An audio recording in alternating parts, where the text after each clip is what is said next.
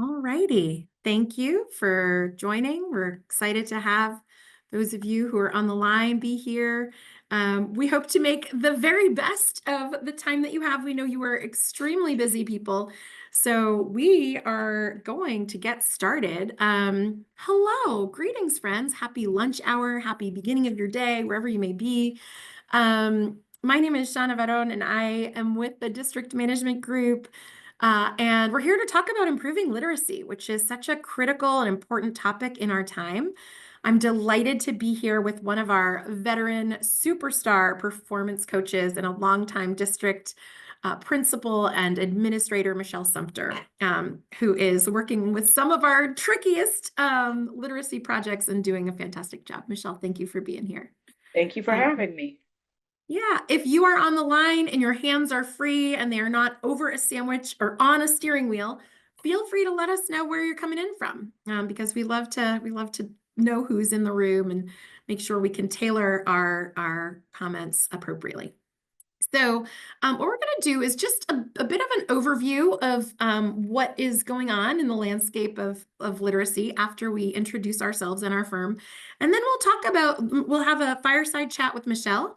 We'll talk about what are we seeing with our literacy projects. So by way of overview, we are District Management Group. Our mission is to achieve systemic improvement in public education by combining management techniques and education best practices.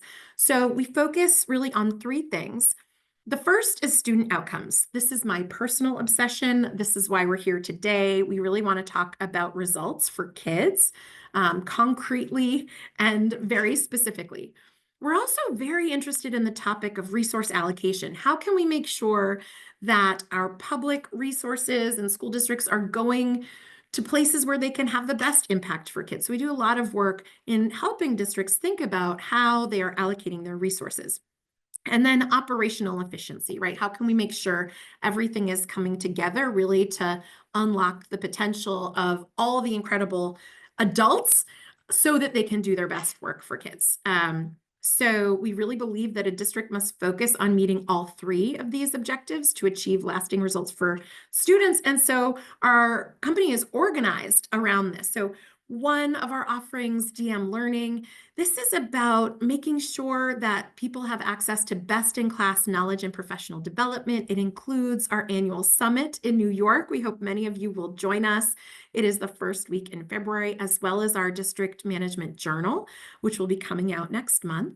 Our DM consulting group focuses on things like secondary scheduling consulting, strategic planning, strategic budgeting and staffing analysis, and one of our new and very important offerings in this moment, academic return on investment and prioritizing resources in a time of shrinking budgets. How do we really know that where we're directing our money is where it's going to have the greatest impact? So our consulting teams work deeply on that. Our DM schedules, this is a cloud-based software and also a consulting service that can help districts optimize one of our most critical resources, or the most critical resource, which is our staff and our time. And so this is a tool that many schools and districts are using to figure out how to get the people to the place to do the thing. And last, but definitely not least, breakthrough results. This is the division that I lead here at District Management Group. This is a structured and facilitated approach to deliver tangible solutions to district challenges. What do we do in the land of breakthrough results? So we focus on achieving measurable, proven results. Remember, we're focusing on the outcomes, the student outcomes that matter most to your district for students, while also building the leadership capacity of teachers and staff. And we do this using the principles of improvement science. So you may have heard of improvement science from the fields of healthcare innovation, for example. This is a practice that we use to bring rigor to cycles of learning with teachers, to raise ELA achievement, raise math achievement, increase graduation rates, raise student attendance, and so much more. We bring this breakthrough results work all over the country. Here you can see the districts with which we've worked, as well as their student enrollment. We have worked in very small districts. Our good friends in Elwood Public Schools in Nebraska, I think, is our smallest district, and they have done fantastic work, to some very large districts such as LAUSD and others. And Michele, actually, who is on the call and who you'll get to know, is leading our international expansion, where we are bringing breakthrough results to a small city in Brazil. And the reason we can do this all over the country is because the principles of improvement science, the concept of breakthrough results, is really agnostic to everything, because all people want to focus on getting outcomes for kids and could use that little extra nudge, which is what breakthrough results brings. So we're excited to talk about doing this in the context of literacy, which is, I would say, probably our bread and butter, the thing we do the most across the country. This is me. I lead our practice area here as the managing director of Breakthrough Results, having spent time in strategy consulting, in education, but most importantly, I began my career as a bilingual special education teacher in South Texas, and spent 10 years as a school leader in Boston. I got this gray hair leading up school through the pandemic. Perhaps there are others on the line who have similarly weathered the storm. And I'm delighted to be here with my friend and colleague, Michele Sumter. Michele, would you like to say hello and introduce yourself a little bit? Thank you, Shauna. I'm so excited to be here. Yep, have been working with DMGroup for a while now, but I have been working all over the country as I've traveled due to my husband's military experience. And so I've had the privilege of working and being certified in more than 6 states, a principal at every level, district level administrator working over several schools, to include schools that are intervention programs, big intervention programs. So this is my life's work. I love it, and I'm just excited to be here. Thank you so much for being here. So we are going to spend a little bit of time talking first about the literacy crisis. I'm sure this does not need any introduction to you all, because if you're here, you know there's a crisis. You may have this crisis in your district, or you're working really hard on it. We want to talk about breakthrough results outcomes in literacy, and finally get into a fireside chat. We are an organization that exists to serve you. If you are interested in doing breakthrough results with us at the end of this call, we could not be more delighted than to partner with you. There is still plenty of time to bring breakthrough results to your district. And so we would be delighted to follow up with you in order to make that happen. So let us dig in, shall we not, to the data. We are data geeks. There is data everywhere. We love to bring data rigor to our conversations. So I really wanted to share this as the backdrop for our conversation, because over the last 20 years, districts have spent more money than ever on education, right? And this is mostly coming in the form of interventionists. If you look at your own staffing roles, you probably see over the last 20 years, the number of people walking around the buildings is significantly higher, whether through ESSER fundings or something. We've really thrown a lot of money at this problem. We have a lot of people and a lot of money going to serve public education.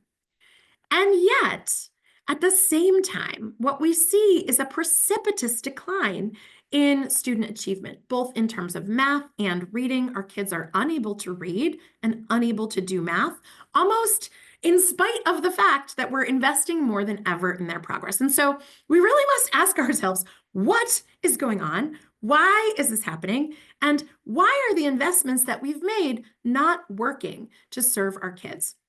And there are so many things that are at play here, but we're going to dig in a little bit to what we think might be going on. So we want to talk to you about the science of reading. So the crisis that you see, many states are tackling head on, right? So this effort has led more states to implement policies supporting the science of reading.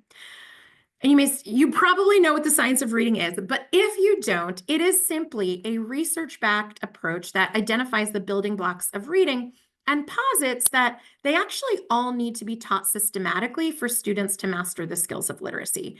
And there's 5 components that the National Center on Improving Literacy identifies and really are sort of known as the core components of science of reading. Phonemic awareness, right? Like, how do we put together sounds in our mind to make words?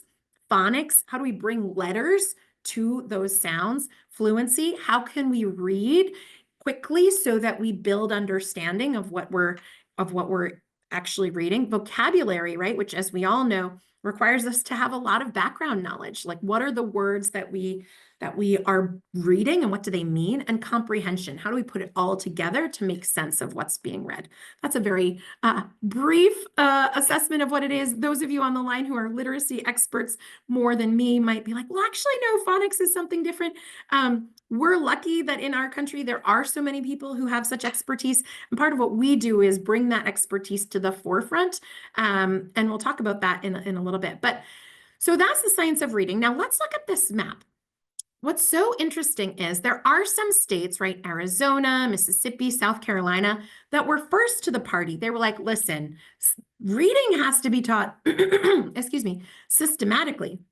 We cannot leave this up to chance. And so they implemented policies that expect reading to be taught in a particular way. These policies differ widely, but in the last really 5 or 6 years, the number of states that have taken this on and that have agreed and that have said, listen, these are the 5 core components. Our curriculum must align to this. Our professional learning must align to this, has ballooned. There are a lot of reasons why. One reason might be because people are seeing that it actually works. Another reason is that there was a very popular podcast, Sold a Story, which if you haven't listened to, it really is worth a listen, that popularized this concept of science of reading and really interrogated like what's going on in our country. I unfortunately am speaking to you from the great state of Massachusetts, which despite being #1 in the country, supposedly in education is last to the science of reading party, or almost last. But there's some really interesting stuff going on around the country. I hope that is true in your state as well. But let's talk about what this actually means then in terms of on-the-ground practice, because it's perfectly fine to say, yes, literacy instruction must be rooted in the science of reading. And yes, as a state, we are going to mandate that reading be taught in a certain way. But we're educators and practitioners, and so we know that that is fine to say and so much more complicated in practice. The good news, though, is that it does appear to be working, right? So this is truly a screenshot off of the NAEP website. NAEP, of course, is our nation's assessment of educational progress. And Mississippi, which you can recall from the previous slide, was one of the earliest adopters, excuse me, of science of reading, recently crossed the national average and is outperforming our entire country in 4th grade reading, despite starting about 20 years ago, very far behind. There's a lot that's gone on in Mississippi. We should not be reductionist and say it was this one thing, but they sure were early to the science of reading effort, and it appears to be paying off significantly. And so as things like this start to happen and we see states that are really investing in teaching literacy in a particular way outperform those that are used to being higher performers, we do start to think, hey, maybe there's a better way of doing this, and we need to think about that. The challenge, of course, is that it's hard to do. So this picture is complicated, and that is my point with showing it to you, is that it is complicated, right? So this is Scarborough's reading rope. It's one of the, and perhaps the foremost foundational concepts that undergird the science of reading. Essentially, it's telling us that reading is, you can think of it as a rope, lots of different strands that need to get tied together in order for it to be tight and strong.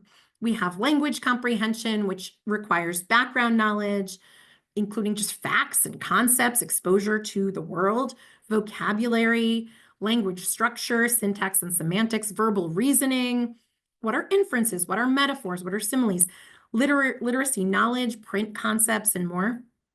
And then, of course, there's word recognition, not just comprehension, but breaking an individual word into its component parts, syllables, phonemes, decoding. Decoding is a really important piece of science of reading, and Scarborough indicates that that's true. And of course, sight word recognition, right? So all of this has to come together in order for us to have skilled readers.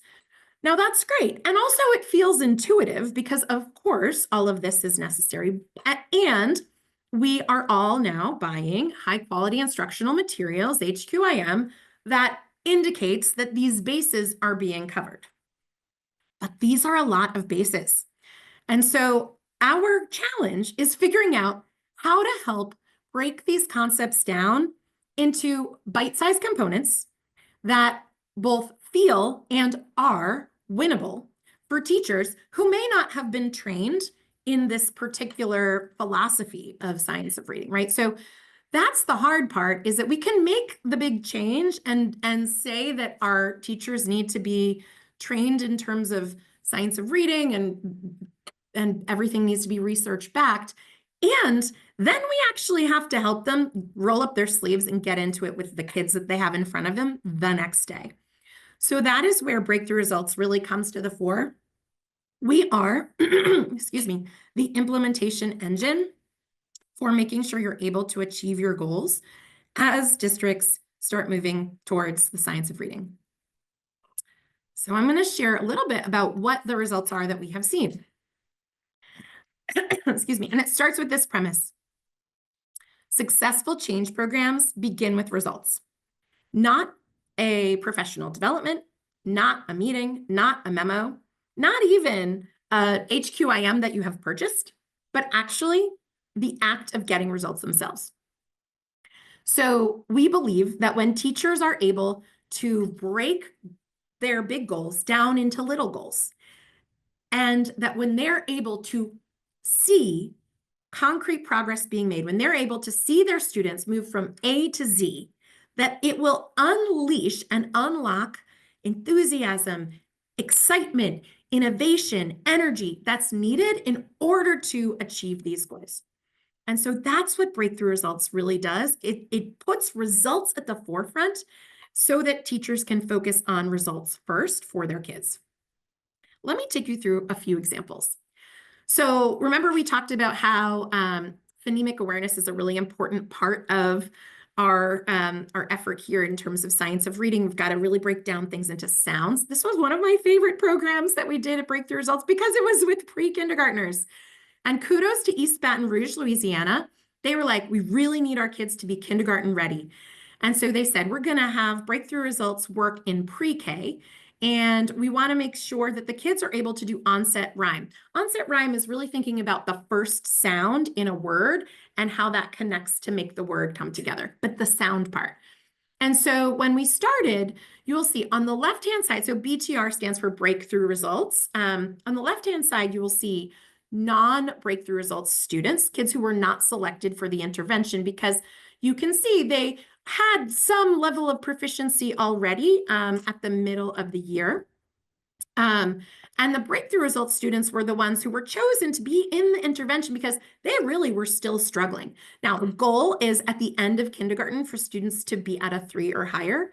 So what you see is by the end of the year in pre-kindergarten, these kids, the BTR students, have surpassed what the kids not in the intervention were able to produce, and they are being sent to kindergarten very close to at the end of the kindergarten level. So this is the kind of very in the weeds data that we're doing, but what does it look like in practice? It looks like teachers standing in a line being like, okay, I got to get Johnny to say B at and put it together. You know, that's, but like really like always thinking about your kids and moving them along because you are so focused on achieving your goals. So kudos to East Baton Rouge for their commitment to phonemic awareness. Shouting out Grand Island, Nebraska, where they wanted to also work with younger students. They engaged us, and here's the thing: we will work with whatever assessment framework you have. You've got Heggerty, great. You're using Dibbles, wonderful. iReady, fantastic. MAP, yes.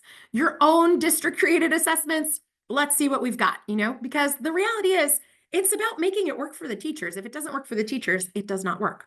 So They were using dibbles and they wanted to see an increase in phoneme segmentation fluency. And they said, we really want to make sure that we're sending our first graders or sending our kindergartners into first grade with all the building blocks ready to be able to read. And so from the beginning of the year to the mid-year, so really it's just a short intervention, right? We're talking about like a 10-week or sometimes less cycle. They were able to get kids ready for first grade pretty much well before the transition to the new grade. So we're really proud of the hard work of the teachers in Grand Island getting their kindergartners ready for first grade. And you may say, like, yes, yes, of course, all of this for the early elementary, but let's talk about where the rubber hits the road, the tested grades. Okay, yes, the tested grades are hard. One of our most meaningful and largest programs of literacy intervention, and Michele, I'm looking at you because you have traveled the road with our friends in Birmingham. So Birmingham in Alabama actually has, in the 2023-2024 school year, implemented the Alabama Literacy Act. It is one of the states that, went green in that school year. They had science of read and expectation. And what that meant was that if third graders did not pass their state exam, which is called the ACAP, by the end of that school year, by the end of the 23-24 school year, they were going to be held back. So Mark Sullivan, the superintendent there, looked at his data from the year going into that year. He said, oh my goodness, I am going to have to hold back half of my third graders if I do not get something going here in Birmingham. So he reached out to us and he said, what can you do? And we worked with every elementary school in Birmingham. And within 1 year, we're able to see a 28-point gain that they then built upon over the summer so that they had a reasonable number of children who were held back in third grade, and the vast, vast majority got to go on to fourth grade because they could read. A major shout out to Jacqueline Dent, the person who oversees literacy in Birmingham. She is so adept at picking a skill that we bring our breakthrough results performance coaching to. We have done fluency work. We have done vocabulary work. If you think back to the Scarborough reading rope pulling on a particular strand, the reality is in your district, you probably have literacy experts who know what the sequence is that we should be building upon.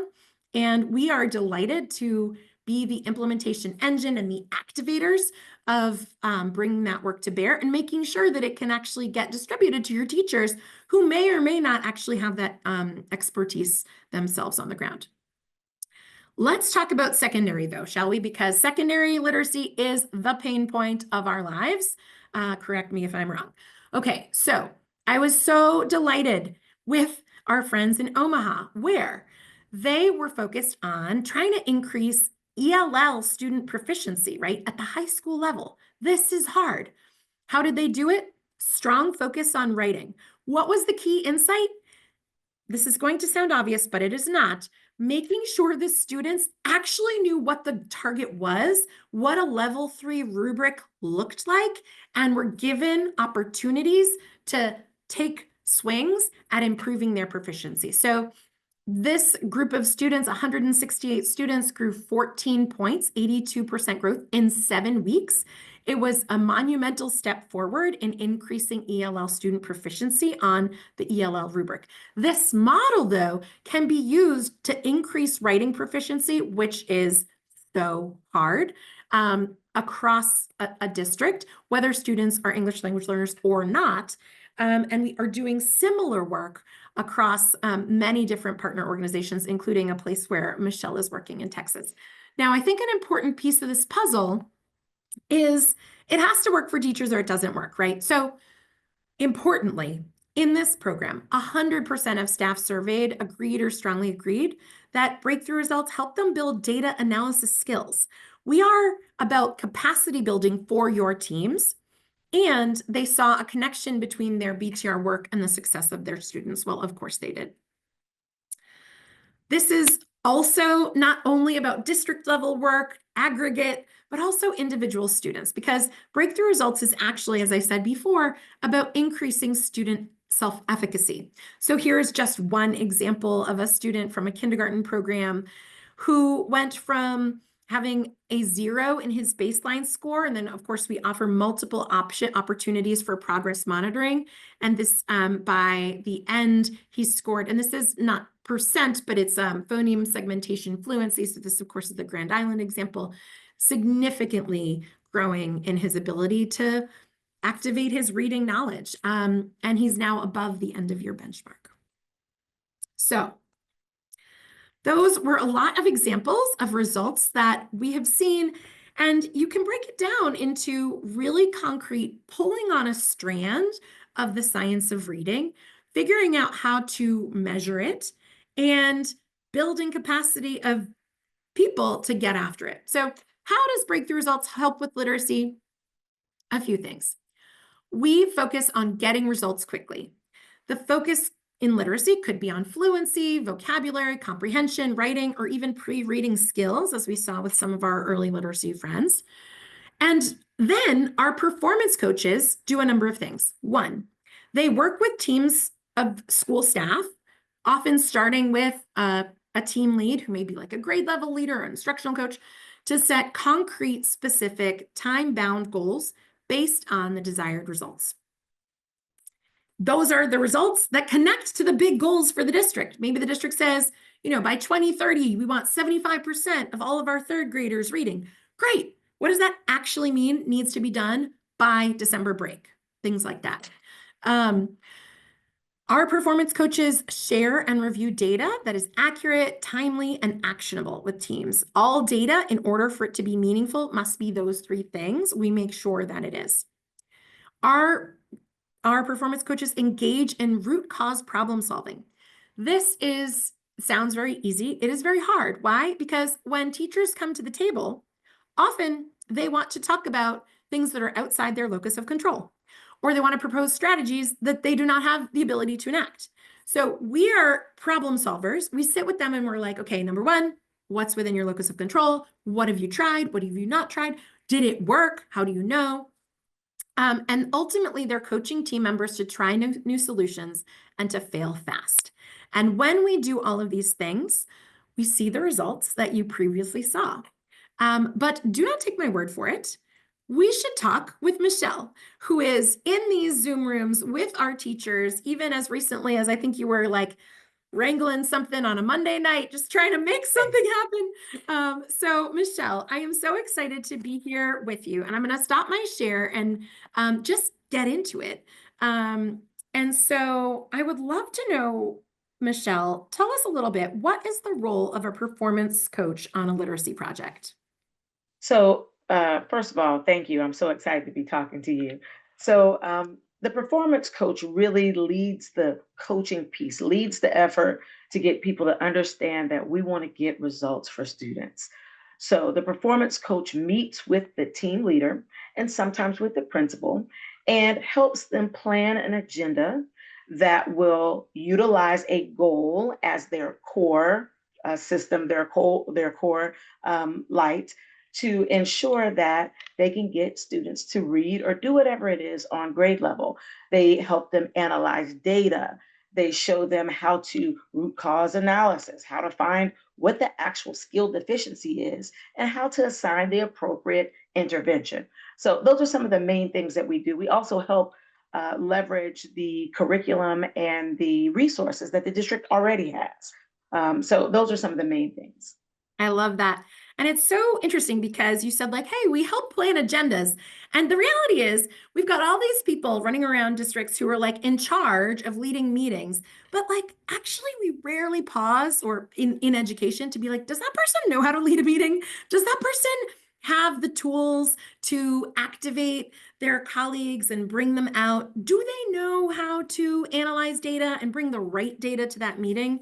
So Right. what you said is so simple, but actually it's not. So I'm curious, how often do you have to do some coaching around like what an effective meeting looks like and those kinds of tools? Every time. So initially, when we start with a school, we are really helping to build their leadership capacity often the people that are chosen, they might be leaders in many capacities, but to like drill down and talk about what does a leader do in a meeting? How do they conduct the meeting and make sure that they get what they came to get? Like, what is their objective? What does a leader do during the meeting? And how do we get results? How do we cause collaboration? How do we ensure that we make a good meeting culture? And so we meet initially with them. And then after each meeting, we kind of debrief because our goal is problem solving, certainly, but also to build leadership capacity just to ensure teacher efficacy and student results. Yeah, that makes so much sense. Can you say who is on a literacy project a typical team lead? What are some of the positions that people have been in that you have worked with? Certainly. So sometimes we have content specialists or interventionist coaches, like literacy coaches, RLA coaches, ELA coaches. Just depends on where we are in the country. But oftentimes it's a coach that they already have in the building, instructional coach. So many different types of leadership positions, and sometimes it's department chairs.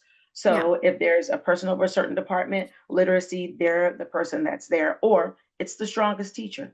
Every now and then, it's a teacher that is not that strong, and we use our coaching skills to really help build their confidence in what they Mm, already know. So, I love that. Yeah, it really could be leadership can come from any corner. Um, right. so I'm eager to hear, we were looking at that visual of the rope and all the strands coming together. I'm eager to hear what literacy focus areas you've seen in your performance coaching, and do you have any reflections on them? Yeah, so run the gamut. So phonemic awareness, where we're as simple in kindergarten as identifying letters and sounds. Mhm. We go to fluency, nonsense word fluency. Do they really know the sounds and they really know how to blend with these letters that don't make sense? Vocabulary, affixes, morphemes, prefixes, suffixes, a little bit of everything, honestly, because we're trying to build all the different parts of the science of reading, all of that. We break it into those different things, and those tiny components are what we work on in our meetings with different schools. Yeah, and it's tricky because you could pick anything, but I've it's been interesting to watch districts go through the process of thinking about what comes next and the sequencing of those. Right. Um, I really like how they oftentimes the school districts will use data that they have from Dibbles or from various programs, and they'll say, we're really seeing an issue here. And then we at Breakthrough decide, okay, it looks like what you're telling us is fluency is an issue. So fluency might be the focus of their Breakthrough program that time. So yeah. it just depends on what their greatest need is. Yeah, yeah, that makes sense.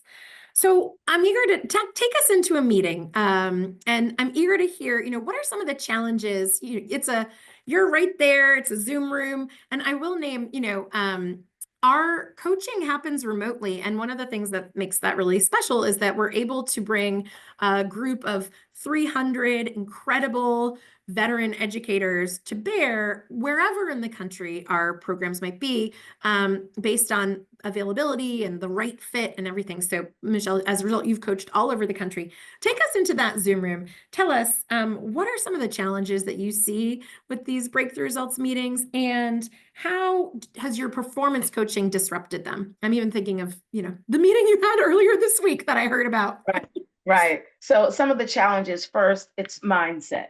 Mhm. That's why we call it breakthrough, because we want to Mhm. break through certain mindsets and that closed mindset. So Mhm. it's trying first to get everybody to be open to thinking and understanding that there is a more excellent way to do what they're doing. So overcoming attitudes and frustrations, and the fact that teachers have so many things to do, and now they have this other thing. And we try to tell them that this isn't another thing. This is the thing that you would be doing. And it would replace all the other little things. And you would put this great thing in. So building culture in the meeting to make sure that people are open and wanting to collaborate. Those are some of the biggest challenges that we face, where people they'll tell you, I already know what I'm doing. I'm not really sure why you're here. And I say, okay, well, Yeah. thank you for saying that. And I said, I'm going to work alongside you. We're going to work together. We are on the same team to ensure results for students. And so the biggest thing is just closed mindset. And we are skilled at working with difficult people. That is one of our skills. And I so love when we go in and people are frustrated, we just break down those barriers with good relationship building. And we show them how we can work together and build their efficacy and really get results for students. Yeah, no, that's so helpful. And I appreciate you're just kind of bringing to bear the reality on the ground for teachers right now, just like initiative overload, because the way, in some ways, the science of reading, which is so well intentioned and like will work if we do it in the right way, but the way But it's it's a showing up lot. it's just like one more thing. Um, Yes. it's one more thing. And so, and especially, HQIM adoption is like the right thing. And also one more thing. And they just figured out how to do the last curriculum. So what I have loved learning about alongside you, Michelle, is how you've supported the use of on the ground resources and how you Yes. like, okay, the conversations you have about telling people to bring the things. So can you share a little bit about how you activate on the ground resources that districts have invested so much energy in and all they want is for their teachers to use them? Right. So Shauna, every time we go into a new program, every school district they have so many resources. And the challenge is a lot of the coaches that we work alongside really don't know how to utilize those resources. And so we don't want them to come up with new things. We don't bring a program, we bring coaching and motivation, and root cause analysis. So just recently, I was talking to a teacher. They actually adopted two different online programs in their district. And so I said, okay, do you know how to get to the data analysis tool? And she says, I didn't know that it had a tool like that. We had training on it, but I wasn't, I really don't know anything about that tool. And I said, okay, open it on your screen. Let's do some productive struggle together. Let's click through it and let's find it because we need to empower teachers with this information instead of them doing, separating things, the papers in the data. The machine, this software that your district spent hundreds of thousands of dollars on, actually does it for you. Let's look through it and see how we can leverage that towards students' results and to assign interventions that actually work. So we do that. Recently, I had someone pull an actual manual, a teacher's manual, pull it out. We have students who have issues with phonemes and letter sounds. So can we pull that out and see if there is a section in the back for intervention on letter sounds? And she's like, I didn't even know that this curriculum, this book had it. And I said, just bring all of that to the table, bring it on the camera, flip through, tell me if you see this or that. And so I really, and the whole coaching community here, we are very skilled at problem solving. And oftentimes we find that school districts have so many great tools, but they just need to know how to use them better. And so we help them with that. We help to leverage those things so that they could use what they have in-house to help Yeah. students achieve. Yeah. No, I love that. And that's why I think of our work, we are laser focused on results. And in order to get the results, we need to be an implementation engine for whatever the district has purchased. Because Right. I mean, in my view, it's all like execution and getting good implementation is the key.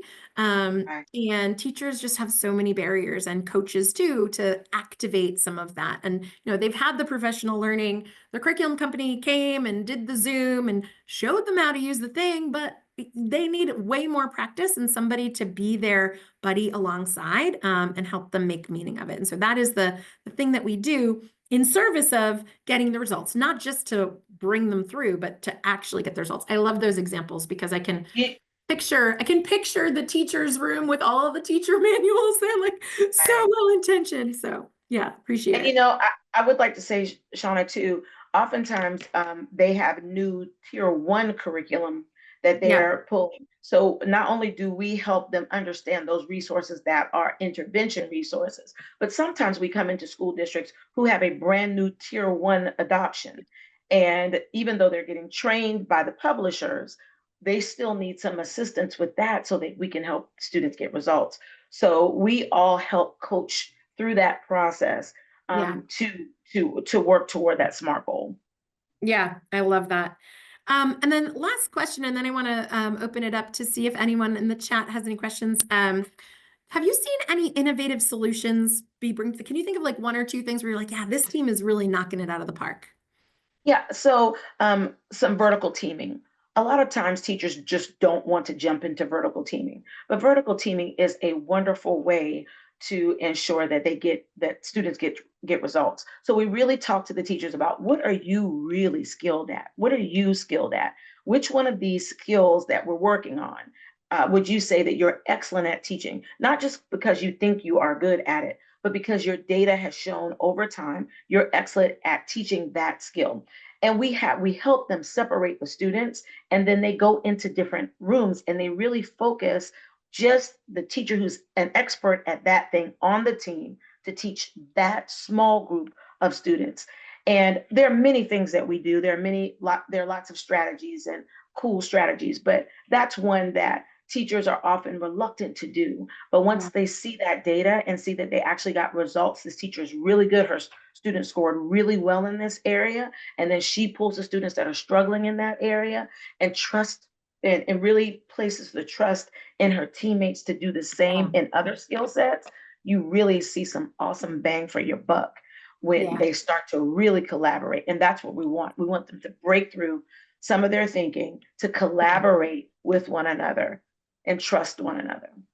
I love that. Yeah, because we cannot all be expert at everything, particularly now that the bar is higher.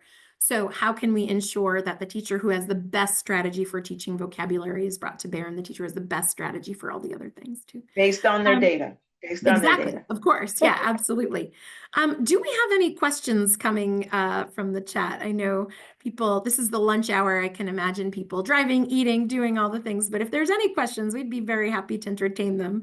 Um, and if not, I will move along and wrap us because I know this time is precious, as we have said. So, well, feel free to pop any questions in the chat, and we will move through the remainder here of what we have, which is very little. Just wanting to wrap up our conversation here. But Michele, thank you so much for being Thank you. here. I know you're hard at it in so many different districts, trying to make this happen. So friends, next steps is that the slides will be emailed to you, and or the recording. And we'd really love to help you get your students back to school, back to doing the things they need to be doing in literacy, and we will follow up with you. And let's make a plan.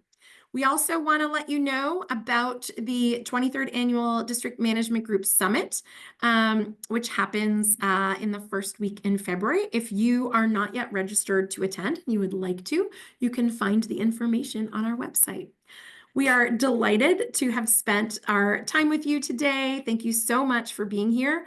Wishing you all the best as you strive to hello, Forest Lake. As you strive to get your kids to where they need to be, and look forward to being in touch. Take care, everyone.